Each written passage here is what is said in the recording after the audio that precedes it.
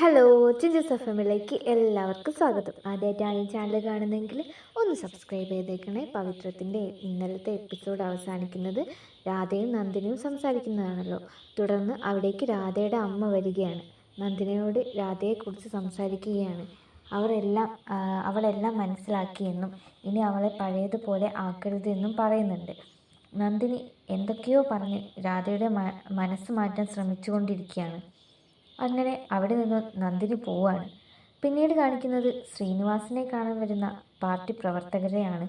അവർ പറയുന്നുണ്ട്, ഈ വർഷത്തെ യൂത്ത് വിങ്ങിൻ്റെ സംസ്ഥാന സെക്രട്ടറിമാരിൽ ഒരാളായി കമ്മിറ്റിക്കാർ തിരഞ്ഞെടുത്തത് വിക്രമിനെയാണെന്ന്. അതിൽ ശ്രീനിവാസൻ ഏറെ സന്തോഷത്തിലാണ്. ശ്രീനിവാസൻ വിക്രമിനെ അന്വേഷിക്കുകയും രാവിലെ മുതൽ വിളിച്ചിട്ട് കിട്ടുന്നില്ല എന്നും പറയാണ്.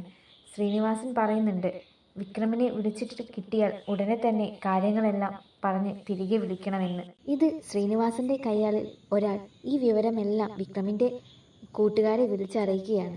അവർ ഏറെ സന്തോഷത്തിലാണ് ഇതറിഞ്ഞതിന് ശേഷം. പിന്നീട് കാണിക്കുന്നത് അപ്പുമോളെ കൂട്ടി ഐസ്ക്രീം വാങ്ങിക്കൊടുക്കുന്ന വേദയാണ്. വിക്രമും വേദയും അപ്പുമോളെക്കുറിച്ച് സംസാരിക്കുന്നുണ്ട്. വെക്കേഷൻ ആയതിനാൽ അപ്പുമോളെ ഇനി മുതൽ ശ്രീജയുടെയും വിശ്വന്റെയും കൂടെ നിർത്തണമെന്ന് വേദ പറയുന്നുണ്ട്. എന്നാൽ ഈ തീരുമാനം നിങ്ങൾ തന്നെ എടുത്തതാണെന്ന് വീട്ടുകാരെ അറിയിക്കണമെന്നും വേദ പറയാണ്. പിന്നീട് കാണിക്കുന്നത് ടിവിയിൽ വിക്രം സ്ഥാനമേൽക്കുന്ന വാർത്ത കാണുന്ന ശ്രീകാന്തിനെയാണ്. എന്നാൽ ഇത് ശ്രീകാന്തിനെ ഏറെ ഭീതിയിലാഴ്ത്തുന്നുണ്ട്. ഇതേ വാർത്ത കണ്ട് ഞെട്ടി നിൽക്കുന്ന പോലീസിനെയാണ് പിന്നീട് കാണിക്കുന്നത്. അപ്പോഴാണ് ശ്രീകാന്ത് അയാളെ വിളിക്കുന്നതും. അവർ രണ്ടുപേരും വിക്രമിനെതിരെ ഓരോന്ന് പ്ലാൻ ചെയ്ത് നിൽക്കുകയാണ്.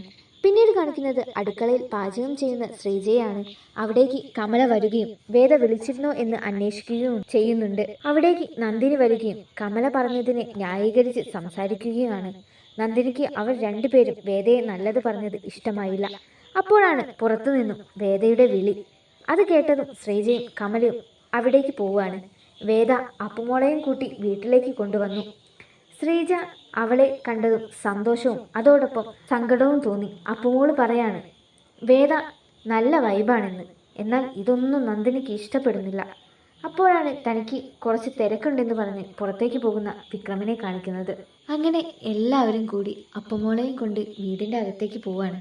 നന്ദിനി ഓരോന്ന് ആലോചിച്ച് കൂട്ടുന്നുണ്ട്. നന്ദിനിയെ കാണിച്ചുകൊണ്ട് ഇന്നത്തെ എപ്പിസോഡ് അവസാനിക്കുകയാണ്.